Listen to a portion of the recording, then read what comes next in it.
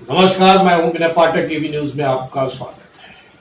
आइए देखते हैं मुंबई तथा आसपास के क्षेत्र की कुछ खास खबरें।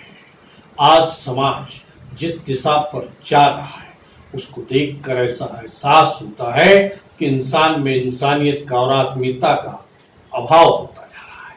लेकिन समाज के कुछ लोग ऐसे भी हैं जो समाज सेवा के माध्यम से मानवता का परिचय देते हैं, साथ ही समाज के लोगों को मानवता का पाठ भी पढ़ाते हैं। इस क्रम में हमने मुंबई कांग्रेस अल्पसंख्यक विभाग के उपाध्यक्ष जनाब हाजी मुदस्सर पटेल से माहिम में लंबी वार्ता की। इस दौरान मुदस्सर पटेल ने कहा कि जीवन में समाज सेवा से बड़ा कोई कार्य और पुण्य नहीं।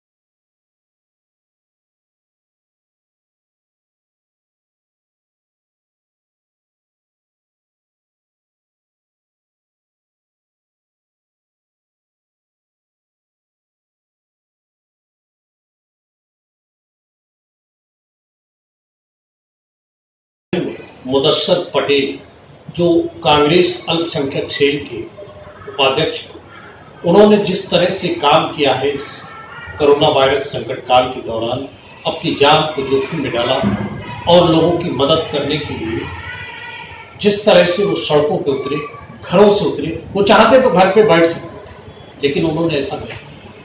उन्होंने सड़कों पर उतर कर जिस तरह से मात्र माहिम नहीं, मुंबई के तमाम इलाकों में हजारों हजार लोगों की मदद की, वो अपने आप पे मिसाल है। सही मायनों में अगर देखा जाए तो मुदस्सर पटेल जैसे लोग ही समाज के वो प्रेरणा बनते हैं जिनसे हमें सीख लेनी चाहिए। अगर सही मायनों में कहा जाए तो भले ही वो राजनीति से जुड़े हो, लेकिन जिस तरह से राजनीति में समाज सेवा का समायोजन उन्होंने किया है, तो सही मायनों में देखा जाए तो राजनीति और समाज सेवा की परिभाषा ही बदल कर रखती है। क्योंकि जब लोग इस राजनीति के शख्सियत की तस्वीर को देखेंगे तो कहीं ना कहीं उनको आईने में वो चेहरा नजर आएगा जिसमें समाज सेवा जुड़ी हुई है।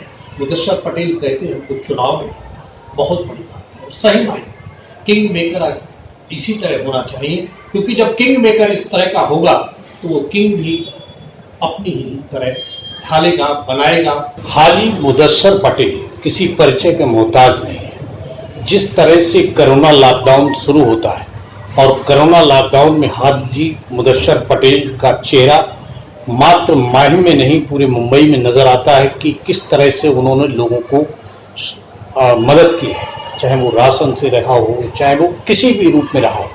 कैसा महसूस करते हो, किस तरह की आपने मदद की है अभी तक? पहली बात तो ये है कि पाठक साहब, मैं आपका शुक्रिया अदा करता हूँ कि आप आए हमारे पास हमारा इंटरव्यू करने के लिए। और मैं समझता हूँ कि कोविड-19 का जो लॉकडाउन शुरू हुआ वो लगभग 22-23 मार्च से शुरू हुआ, और उस दौरान एक अजब ही नफसा नफसी का आलम था। लोग खाने पीने के लिए, लोगों की रोजमर्रा की जिंदगी है, पेट पूजा की जो समाधान है, ये लोग बहुत तकलीफ में आ गए, क्योंकि एक अचानक सा लॉकडाउन लगा। किसी ने सोचा नहीं था कि ये हमारे, इफ यू फील कि हमारे जो डेकेड है, आज 1990 से जब से हम लोग ये सोशल लाइफ में और पॉलिटिकल लाइफ से एसोसिएट हुए, तो अब तक का लगभग ये एक 30 साल हो गए। लेकिन इसमें इस दौरान में कभी ऐसा माहौल नहीं देखने को मिला।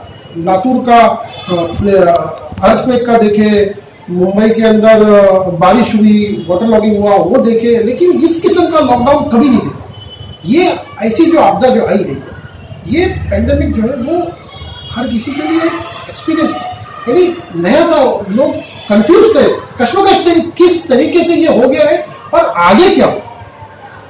बस ये तो ऊपर वाले की दया से एक दिन में आया कि लोगों को मदद करने का काम करना चाहिए, जो कि हमारी मॉरल रिस्पॉन्सिबिलिटी है, सोशल मॉरल रिस्पॉन्सिबिलिटी। आज हम कांग्रेस पार्टी के सिपाही हैं, कांग्रेस पार्टी से जुड़े हुए हैं, 20-20 साल हो गए, आज 20 साल से जुड़े हुए हैं। और ये हमने हमारा फर्ज समझ के किया है काम। जो लोगों को राशन पहुंचाने का काम होवे, चाहे वो अस्पतालों में बेड भी आपने दिलवाए, वो जो भी मरीजों को मदद करना जो हो सकता था वो किया गया, और आगे भी मालिक ने चाहा इंशाअल्लाह जो हो सकेगा वो किया जाएगा। मुदस्सर भाई, अब तक आपने कितनी राशन की किट कितने लोगों तक पहुंचाई और कैसे पहुंचाई? इतना हर आदमी डर रहा था, इस माहौल में निकलने में डर रहा था। ऐसे में मुदस्सर पटेल जब निकलते हैं और लोग, और वो भी सोशल डिस्टेंसिंग के साथ, बिना लाव लश्कर के, तो कैसे आपने? देखिए, ऐसा हुआ कि हम लोगों ने जिन जिन एरिया में, जैसे माहिम के अंदर कई इलाके हैं, Dadar, Lower Parel, Mazgaon, Byculla, Colaba, Cuff Parade, Baba Saheb Ambedkar Nagar, यहाँ पर Bandra West, Bandra East, Jogeshwari East, Jogeshwari West, Andheri, Malad, Malad Malvani, Malad Baba Saheb Ambedkar Nagar, Madh Island, Kalyan, Dombivli, Titwala, Mumbra, जहाँ जहाँ पर भी हमारे से लोग जो हमारे संपर्क में आए, उनसे हम लोगों ने लिस्ट मंगाया कि आप लोग जिन जिन जगहों पे, जिन जिन तालुकों में आप लोगों को जो जो वार्ड में आप लोगों को बांटना है, आप हमको लिस्ट दीजिए। और हम लोग लिस्ट लेकर के राशन की किट बना दें, किधर 100 किट, किधर 200 किट, किधर 500 किट, जैसे जैसे जिधर जिधर से रिक्वायरमेंट आई, हम लोग हमारे यहाँ से गोडाउन से उसको किट बना के और टेम्पो में डाल के भेजे। वहाँ पर हमारे जो रिप्रेजेंटेटिव है वो ले जाके लोगों तक, वहाँ के लोकल रिप्रेजेंटेटिव लोगों तक बांटे। समाज सेवा अगर निस्वार्थ भाव से की जाए तो मानवता का कर्तव्य सही मायनों में निभाया जा सकता है।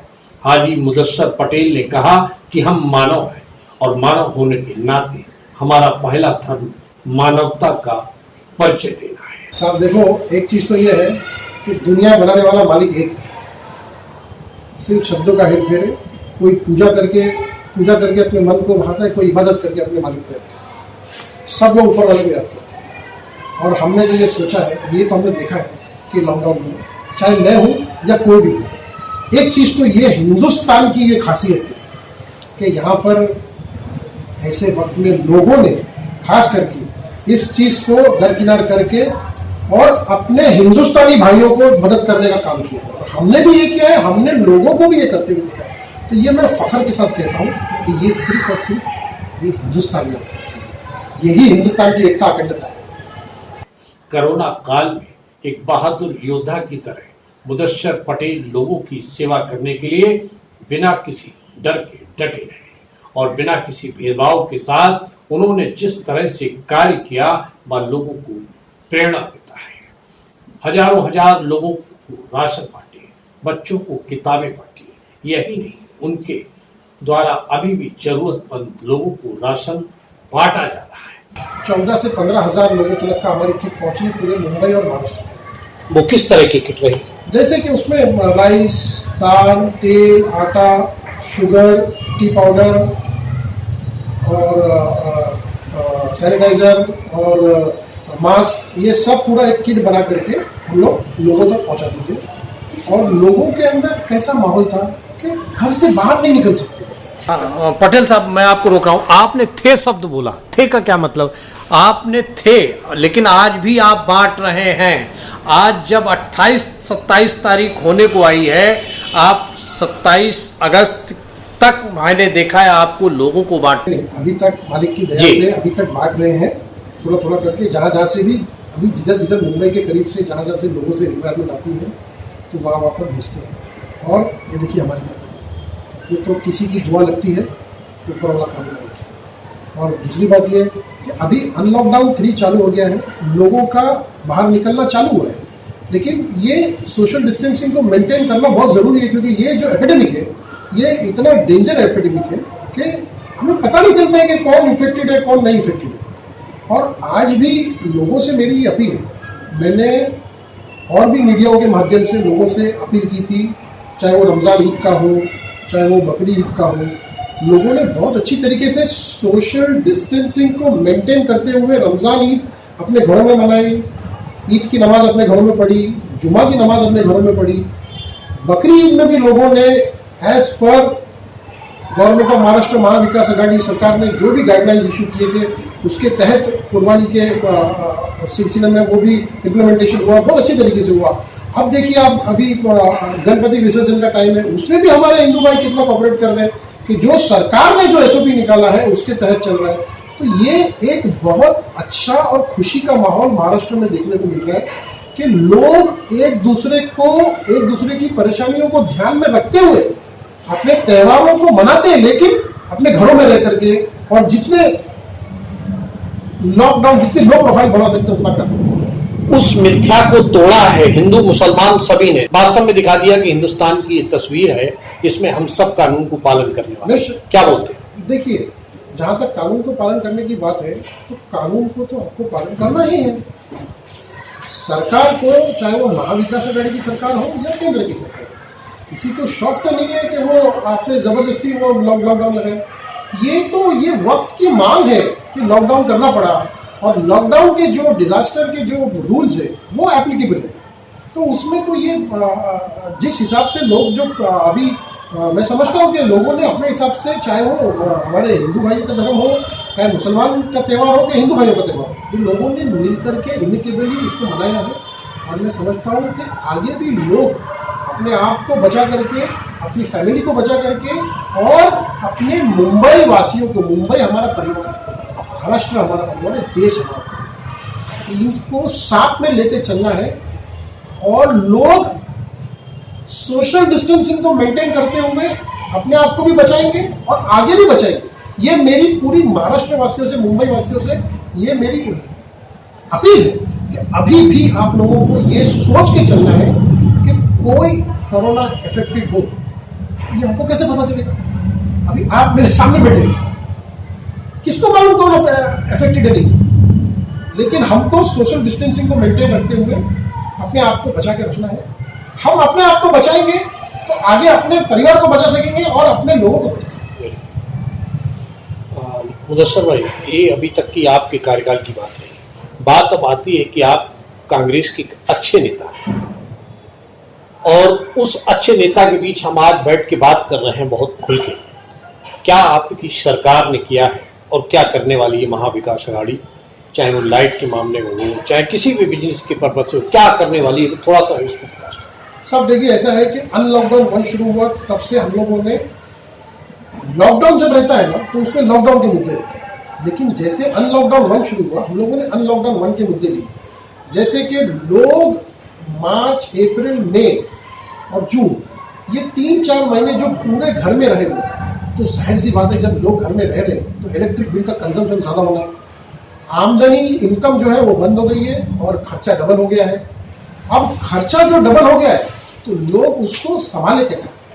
सरकार लोगों की माँ बाप रहबर रहती है, लोगों को ऐसे वक्त में सरकार मदद करती है, ये दिखा गया। और मेरे को ये यकीन है हमारी महाविकास आघाड़ी की सरकार पे और उद्धव ठाकरे साहब के नेतृत्व में, बाला साहब थोरात साहब के नेतृत्व में, ये सरकार एक अच्छा डिसीजन लेने जा रही है। जो इलेक्ट्रिक बिल के मुद्दे हैं, जो हम लोगों ने आज से 2 महीने पहले इसको अनलॉकडाउन 1 के टाइम से इसको उठाए थे, और मैंने पत्र भी दिया हुआ है मुख्यमंत्री साहब को, नितिन राउत साहब को, बाला साहब थोरात साहब को, कि 6 महीने का इलेक्ट्रिसिटी का बिल माफ किया। इसके बावजूद जो सरकार इसके अंदर बेहतर डिसीजन लेकर के, देखिए हम हमारी पर्सनल बात करेंगे, हम लोगों के ऊपर 1 रिस्पॉन्सिबिलिटी, 2 रिस्पॉन्सिबिलिटी है, 10 रिस्पॉन्सिबिलिटी बराबर, लेकिन सरकार के ऊपर तो 1 लाख रिस्पॉन्सिबिलिटी, 1 लाख, उनको तो सब कुछ देख के चलना है, पूरे महाराष्ट्र को चलाना है। क्या उनके ऊपर परिस्थिति है? पिछले 5 साल से हमारी सरकार नहीं थी, उस दौरान में क्या हुआ है क्या नहीं हुआ है ये पता नहीं। अब ये सरकार के अंदर उनकी अपनी एक रिस्पॉन्सिबिलिटी और अपनी एक जिम्मेदारी है। उसके बावजूद भी मुझे ऐसे पता चला है कि हमारे नितिन राउत साहब ने प्रस्ताव दे रहे हैं जो इलेक्ट्रिक बिल के मुद्दे के ऊपर है, जो महाराष्ट्र वासियों को एक अच्छा फायदा होने की उम्मीद है और इंशाल्लाह हो। आज स्टैंप ड्यूटी भी कम किया है, लोगों को घर खरीदने के लिए मौका भी दिया है। स्टैंप ड्यूटी का सवाल ये है कि स्टैंप ड्यूटी पहले 5% प्लस 1% 6%, यानी कि मैं आपको बताऊं, अगर रेडी रेंटल वैल्यू के हिसाब से अगर आदमी ने 5 करोड़ का घर लिया, ठीक है, तो उसको 25 लाख रुपये स्टैंड ड्यूटी आती थी और 1% रजिस्ट्री। आज सरकार ने उसको कम किया है।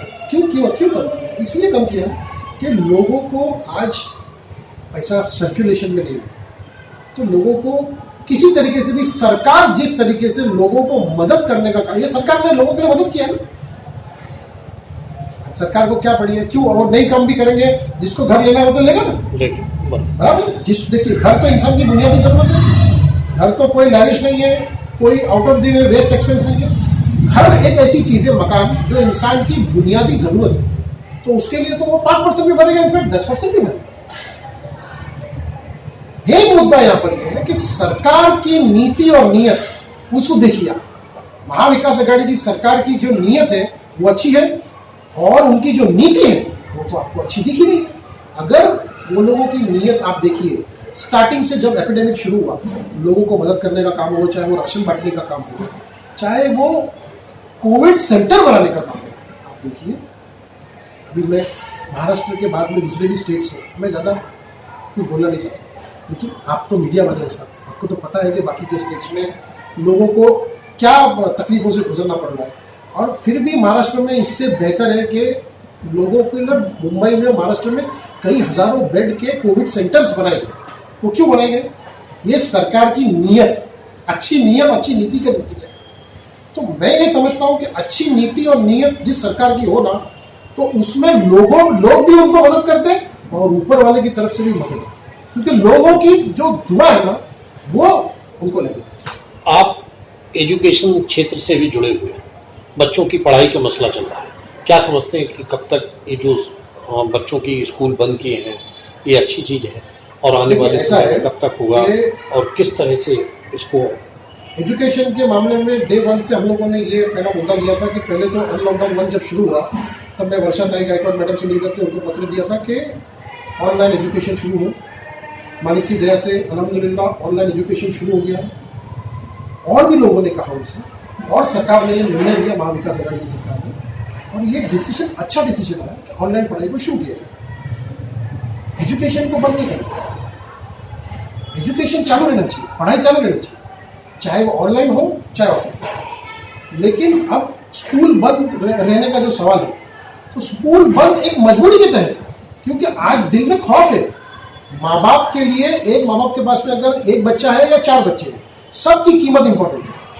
तो माँ बाप अपने बच्चों को, बच्चे तो बच्चे हैं, उनको इस परिस्थिति में स्कूल कैसे भेज सकते हैं? अगर 6 महीने 1 साल स्कूल नहीं भी भेजा, एकेडमिक ईयर अगर जून में नहीं जनवरी में चालू हुआ, तो ये तो एक इस वक्त की अनफॉर्चुनेट सर्कमस्टेंसेज है। कोई शौक से नहीं करें, ये अनफॉर्चुनेट सर्कमस्टेंसेज है कि अगर आपको जनवरी में अगर एकेडमिक ईयर शुरू करना है तो ठीक है, जनवरी में शुरू करेंगे, बट कम से कम बच्चे, जो हमारी नस्ल, जो हमारे कल के देश के फ्यूचर है, वो तो सेफ रहेंगे। आज ऑनलाइन एग्जाम आप ले सकते हो, लेकिन क्या मेरा ये कहना है कि नीट का, जेईई का जो एग्जाम्स की जो बात हो रही है, क्या वो इतना जरूरी है कि वो जान से भी इम्पोर्टेंट हो गया? लेकिन बच्चे ही अगर चाहें तो, क्योंकि 1 साल उन्होंने मेहनत किया है, 1 साल उनका करियर पीछे चला जाता है। अगर बच्चे ही, जब उनके अभिभावक बच्चे चाहते हैं कि हमारे बच्चों का भविष्य खराब ना हो, और ऐसे में परीक्षा की स्वीकृति दे दी गई, सुप्रीम कोर्ट ने भी कहा कि दिक्कत, तो इसमें हम समझते हैं कि कोई विरोध नहीं होना चाहिए। नहीं, देखिए, सवाल विरोध होना और विरोध नहीं होने का नहीं है। ये डेमोक्रेटिक कंट्री है, मेरा डेमोक्रेटिक राइट है कि मैं अपना मत रख सकता हूँ। यही तो हिंदुस्तान की खासियत है, डेमोक्रेसी तो हमारी ताकत है। तो हमें हमारा मत रखने का अधिकार है ना, है कि नहीं? तो हमने हमारा मत रखा कि लोगों को अब इस वक्त में ये सोचना है कि सोशल डिस्टेंसिंग को मेंटेन करके कैसे आप करेंगे, पहला उसका पूरा ब्यौरा सरकार में देना चाहिए। खाका तैयार करो।